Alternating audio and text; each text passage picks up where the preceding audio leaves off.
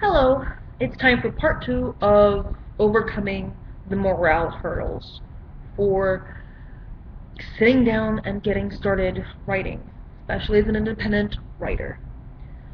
So, basically, we discussed previously that you should write what you like to read, write what you know, i.e., the subject matter that you enjoy reading the most. One of the other, and what I feel is one of the biggest, most important parts, or one of the most important things that really do help you get over that morale hurdle, that really can build you up better than you thought it really could, is taken from something Toni Morrison once said. And I'm probably not quoting directly, so you'll have to forgive me, but she said once, if there is a book that you want to read and hasn't been written yet, then you must write it.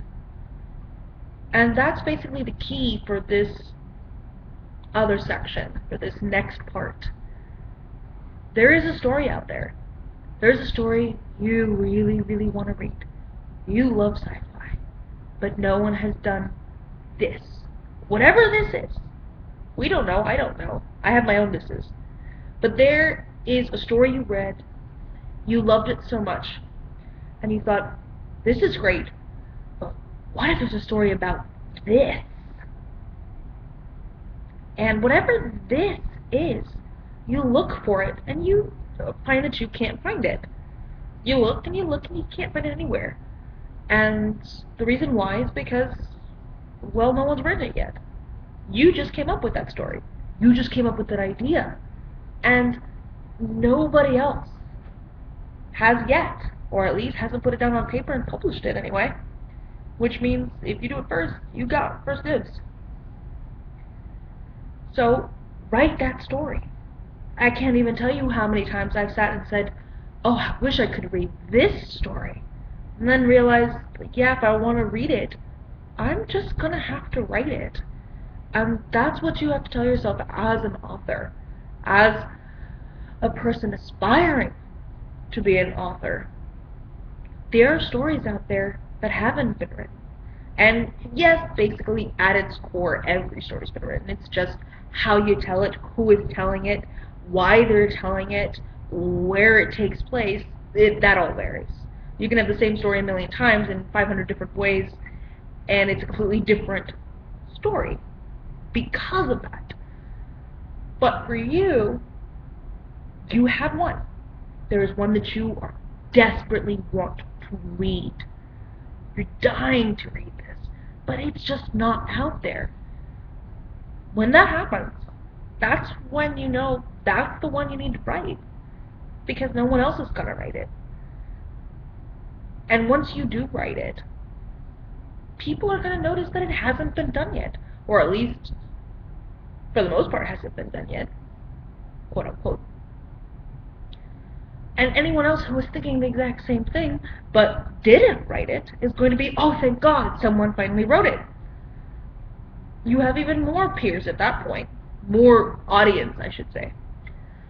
So, that's huge. At least for me, it is huge. It is an extremely important part of getting over that morale hump.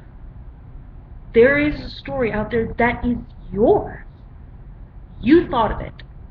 You wanted to find it and couldn't. And that's big. That's huge.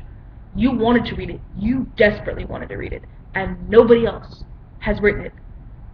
Or if you do find someone who's written it, they haven't written it to what you wanted. They did it differently. That's not how you wanted it done. You wanted it done this way, and it wasn't that way. And they totally messed it up. You don't even like that author. I don't even know how they got published. That is all encouragement for you to sit down and write the sucker.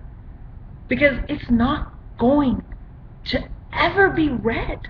Not by you, not by anyone, if you don't actually sit down and write it. So you have to. That, for me, is a drive, a reason to do it because